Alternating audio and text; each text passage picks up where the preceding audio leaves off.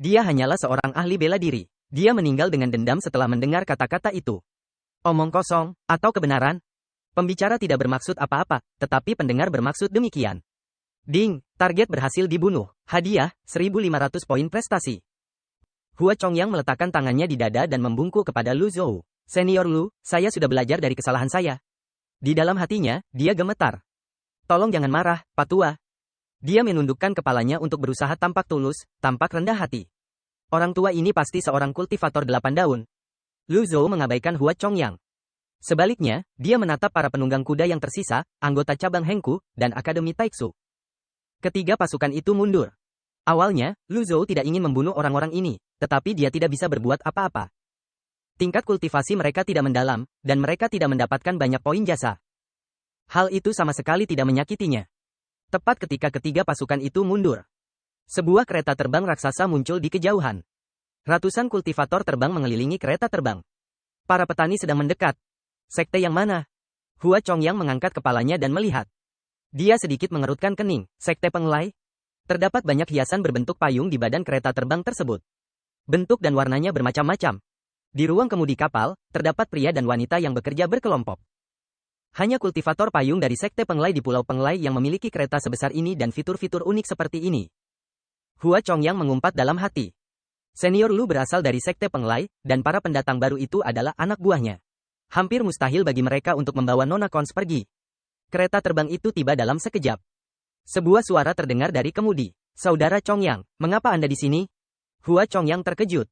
Aku dikenali. Trik macam apa ini? Hua Chongyang menoleh ke arah suara itu. Shen Liangxiu. Halo. Ini. Hua Chongyang hampir menangis. Seperti kata pepatah, kita tidak perlu takut pada lawan yang saleh, tetapi kita harus takut pada rekan satu tim yang seperti babi. Dia adalah seorang elit 7 daun yang bisa melakukan apapun yang dia inginkan, namun dia bertingkah seperti anjing liar. Senior Lu, saya, petik 2. Siapakah kakek tua ini? Shen Liangxiu menunjuk ke arah Lu Zhou. Hua Chongyang mengutuk Shen Liangxiu dalam hati. Kau seorang tetua sekte inti yang sialan. Sekalipun kau berhubungan baik dengan Sekte Penglai, kau tidak bisa seenaknya menunjukku seperti ini. Lu Zhou mendongak. Sekte Penglai?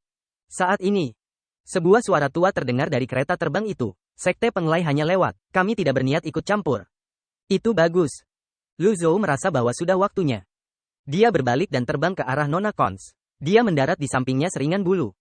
Apakah kamu takut? Tidak. Shen Liangxiu berkata, cabang Hengku dan Akademi Taiksu, apa yang kalian lakukan di sini? Tolong tegakkan keadilan, senior. Penyihir itu menebar malapetaka di dunia ini. Dia tidak boleh dibiarkan hidup. Para anggota cabang Hengku berlutut. Jika mereka tidak bisa memilikinya, mereka akan menghancurkannya. Penyihir itu mahir dalam bahasa binatang dan musik. Orang-orang di sekitar sini bisa membuktikannya. Mimbar pemujaan surga adalah buktinya. Aku mengatakan yang sebenarnya. Tolong tegakkan keadilan, senior. Suaranya terdengar hingga ke kereta terbang itu. Sebuah suara bingung terdengar dari kereta terbang itu. Mahir dalam bahasa binatang dan musik. Lu Zhou mengabaikan mereka. Dia hendak pergi. Sebuah suara terdengar lagi dari kereta terbang itu. Temanku, mohon tunggu. Lu Zhou berhenti dan menjawab, ada apa? Bagaimana kamu bisa pergi ketika situasinya belum jelas? Apakah kau mencoba menghentikanku? Lalu kenapa kalau memang aku begitu? Jagoan. Kereta terbang itu berada di tengah. Avatar emas yang bersinar itu meluas. Semua orang mengangkat kepala dan melihat ke arah sana. Kereta terbang itu diselubungi oleh avatar raksasa. Tingginya 100 kaki. Di bawah kereta terbang itu, terdapat teratai emas dengan 8 daun berkilauan yang berputar di sekelilingnya. Elit berdaun 8. Astaga. Hua Chongyang berpikir dalam hati, kita sudah tamat. Kita akan celaka hari ini. Pada saat itu, perhatian semua orang tertuju pada kereta terbang tersebut. Jagoan. Gemaki primordial yang lebih kuat bergema di udara. Sesosok avatar perlahan muncul dari tubuh Lu Zhou. 10 kaki, 20 kaki, 30 kaki, 80 kaki, 90 kaki, 100 kaki. Yang lain segera mengalihkan perhatian mereka ke avatar tersebut. Penggarap 8 daun lainnya. Tidak. Ini bukan kultivator berdaun 8. Avatar tersebut terus berkembang. 110 kaki, 120 kaki, 140 kaki, 150 kaki. 9 daun pada teratai emas itu berputar mengelilinginya. Avatar setinggi 150 kaki versus avatar setinggi 100 kaki. Pemenangnya sudah jelas.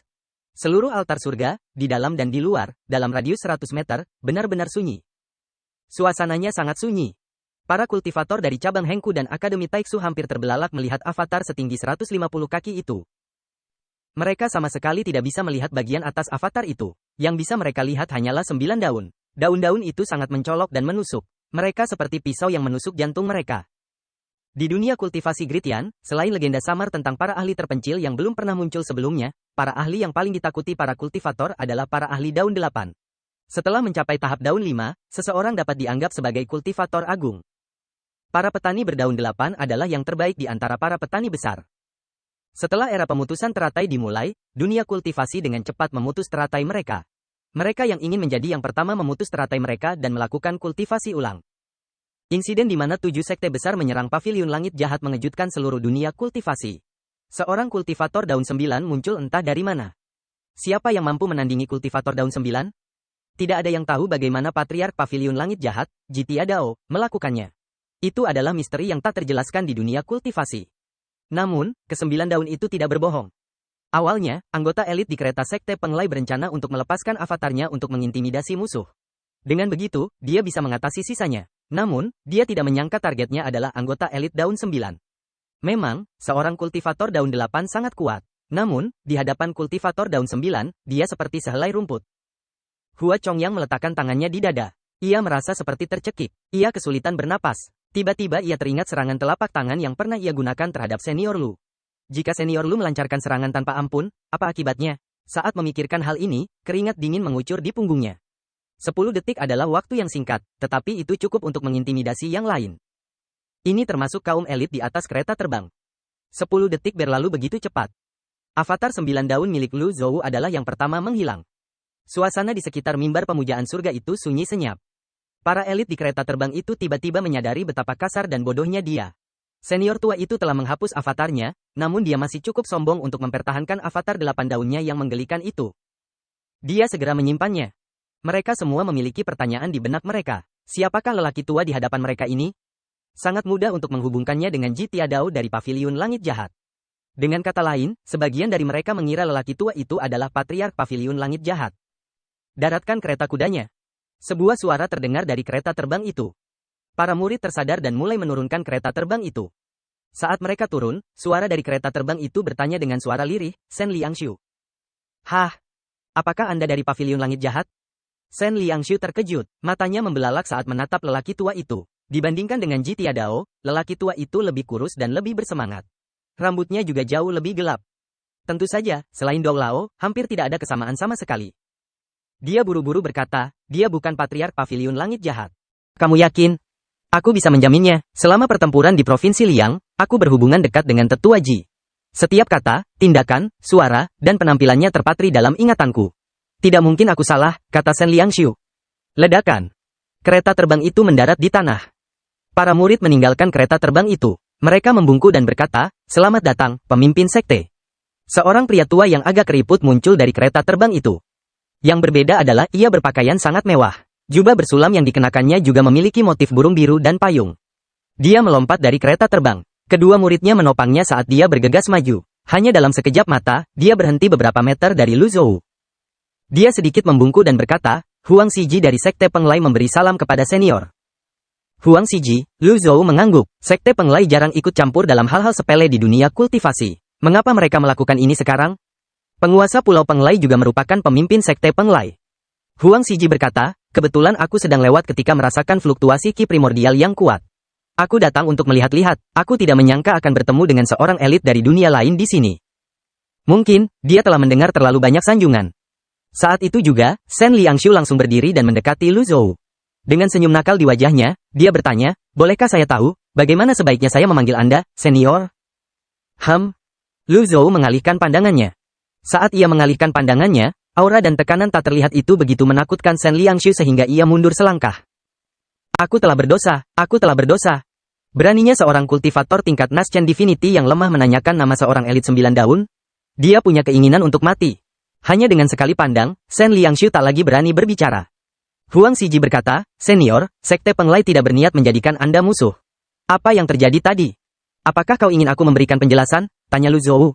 Aku tidak akan berani. Huang Shiji melihat ke kiri dan ke kanan. Ketika dia melihat Akademi Taiksu dan cabang Hengku di kejauhan, ekspresinya menjadi gelap. Dia melambaikan tangannya dan berkata, hukum mereka di tempat. Perintah ini mengejutkan yang lain. Para anggota Akademi Taiksu dan cabang Hengku mundur ketakutan. Huang Xiji tahu dia tidak bisa berbelas kasih pada saat seperti ini. Dia berkata dengan suara berat, apakah kau mengabaikan perintahku? Baik, Tuan. Murid pertama Sekte Penglai itu menoleh dengan acuh tak acuh, namun tatapannya penuh amarah. Keempat murid lainnya pun ikut menoleh. Kelima orang itu terbang ke udara. Mereka menerobos kerumunan. Untuk sementara waktu, terjadi hujan darah. Tangisan pilu menggema di udara. Lu Zhou tidak memandang mereka. Ini memang pantas mereka dapatkan. Lagi pula, hidup mereka tidak ada hubungannya dengan dirinya. Huang Xiji menangkupkan tinjunya dan berkata, apakah Anda puas, senior? Lu Zhou berkata dengan tenang, lakukan bagianmu dengan baik. Saya, Huang Xiji, akan mengikuti instruksi Anda, senior. Huang Xiji membungkuk. Murid-murid lainnya juga ikut membungkuk. Lu Zhou mengabaikan Huang Xiji dan berjalan menghampiri Nona Cons. Dia memperhatikan bahwa Nona Cons sama sekali tidak takut. Bahkan, dia penasaran dengan semua yang telah terjadi. Sebelum dia sempat berbicara, Nona Cons berkata, saya sudah melihatnya. Melihat apa? 9 daun. Nona Cons memberi isyarat dengan tangannya membentuk bunga teratai emas. Ketika Lu Zhou mendengar ini, dia terkejut. Instingnya mengatakan kepadanya bahwa Nona Cons tampaknya tidak berbohong. Matanya dipenuhi dengan kejujuran. Lu Zhou tidak menyelidiki lebih lanjut. Informasi yang diberikan Nona Cons memang mengejutkan. Benarkah dia bukan satu-satunya elit 9 daun? Ayo pergi. Lu Zhou mengulurkan tangannya dan meletakkannya di depan Nona Cons. Nona Cons meliriknya dan meletakkan tangannya di atas tangan pria itu. Di bawah matahari terbenam, binatang-binatang di hutan pergi. Burung-burung terbang menuju arah matahari terbenam. Masih ada harapan saat mereka mengejar cahaya matahari. Lu Zhou menggenggam tangan Nona Cons sambil menoleh ke arah kota provinsi Jing. Dia melihat ke belakang, Hua Chongyang. Hua Chongyang bergidik. Elit 7 daun yang hebat itu saat ini seperti seorang bawahan. Dia menyelinap di antara kerumunan Sekte Penglai. Ketika melewati Huang Xiji, dia bahkan tidak sempat membungkuk. Senior Lu. Pada saat itu, para anggota Sekte Penglai mendengar nama ini. Ternyata, nama belakang elit 9 daun ini adalah Lu. Sebuah keajaiban akhirnya terjadi di dunia kultivasi manusia. 9 daun Lu pasti akan segera mengukir namanya di dunia kultivasi. Saya tidak bermaksud menyembunyikan identitas saya, Hua Chongyang tergagap. Lu Zhou mengabaikannya, sebaliknya, dia berjalan menuju kota provinsi Jing. Ketika Lu Zhou pergi, Huang Xiji dan yang lainnya menghela napas lega. Hampir saja. Namun, sebagai ketua Sekte Penglai, dia tidak bisa ketakutan seperti yang lain. Dia berpura-pura tenang sambil menatap punggung Lu Zhou yang menjauh. Kemudian, dia menatap anggota cabang Hengku dan Akademi Taiksu dan berkata, singkirkan gulma dan basmi akarnya. Jangan tinggalkan malapetaka. Dipahami. Dia tidak berani menyinggung seorang kultivator daun 9, tetapi dia juga tidak mampu menyinggung Akademi Taiksu dan cabang Hengku. Dalam hal ini, cara terbaik adalah dengan menghilangkan sumber masalah. Adapun apa yang akan terjadi selanjutnya, dia akan membiarkan mereka menyelidikinya sendiri. Shen Liangshu bahkan tak berani bernapas keras. Ia menyeka keringat di wajahnya. Lu, auranya tampak lebih kuat daripada senior Jitua. Shen Liangshu. Aku di sini. Shen Liangshu mengangkat tangannya. Dia berada di puncak daftar putih, tetapi dia hidup seperti seorang pelayan. Orang di belakangmu bernama Hua Chongyang, pemimpin dari 4 pelindung agung Sekte Nether, tanya Huang Xiji dengan bingung. Memang benar, itu dia. Tingkat kultivasinya sangat tinggi. Namun, aku penasaran mengapa dia ada di sini. Huang Xiji mengangguk. Karena dia dekat dengan 9 daun Lu, Penglai tidak akan membiarkan kesempatan ini terlewat begitu saja. Jangan lupakan tujuan Sekte Penglai datang ke sini. Dipahami. Lu Zhou tidak langsung terbang. Sebaliknya, dia sengaja berjalan agak jauh. Dia ingin melihat reaksi Nona Cons. Hua Chongyang mengikuti di belakangnya dengan diam-diam. Ketika mereka sampai di hutan, Lu Zhou berhenti dan menatap kaki Nona Cons. Di mana rumahmu? Aku akan mengantarmu pulang, kata Lu Zhou. Rumah, dia menggelengkan kepalanya. Tunawisma. Lu Zhou mengamatinya lagi. Dia memiliki banyak ciri unik. Mengesampingkan musik dan bahasa binatangnya, bagaimana mungkin seorang anak dari keluarga biasa dapat bertahan hidup di lingkungan yang begitu keras? Setelah bergumam sendiri sejenak, dia berkata, aku akan membawamu bersamaku. Hua Chongyang berkata, senior Lu.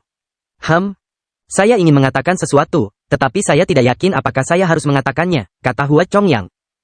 Aku belum membalas dendam padamu karena menyamar di hadapanku, kata Lu Zhou dengan kasar. Hua Chongyang terkejut. Lu Zhou meliriknya, namun, ketika ia memikirkannya, ia menyadari bahwa ia juga sedang menyamar. Sungguh standar ganda yang memalukan. Namun, itu tidak penting. Saya Hua Chongyang, salah satu dari 4 pelindung agung Sekte Nether dan pemegang kursi pertama Aula Naga Azure, kata Hua Chongyang. Sekte Nether adalah sekte iblis terhebat di bawah langit. Saya yakin Anda pernah mendengarnya, Senior Lu. Lu Zhou menatap Hua Chongyang dan berkata, langsung saja ke intinya. Nona Kons masih polos dan lugu. Akan sulit baginya untuk bertahan hidup di dunia kultivasi yang berbahaya. Aku bisa menjaganya. Aku akan memperlakukannya seperti adikku sendiri, kata Hua Chongyang. Anda adalah elit daun 9, Senior Lu. Saya tidak berani membandingkan diri saya dengan Anda. Hua Chongyang menundukkan kepalanya. Budidaya adalah satu hal.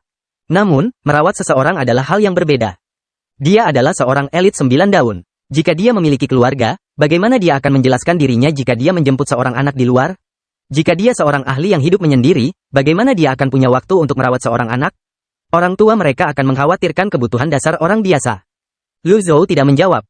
Nona Kons berkata, saya tidak akan pergi bersamamu. Hua Chongyang, mengapa kau di sini? Tanya Lu Zhou dengan serius. Tidak ada ruang bagimu untuk berbohong tentang hal ini. Jantung Hua Chongyang berdebar kencang saat merasakan tekanan dari tetua itu. Ia tak punya pilihan selain menjawab, penguasa yang bodoh harus dihukum. Sekte Nether mengikuti arus dan mendapatkan dukungan dari rakyat dan kultivator di 9 provinsi. Sekarang kita tidak bisa mengalahkan Jingzhu. Petik 2. Jadi, kau ingin memanfaatkan gadis kecil ini? Tanya Lu Zhou.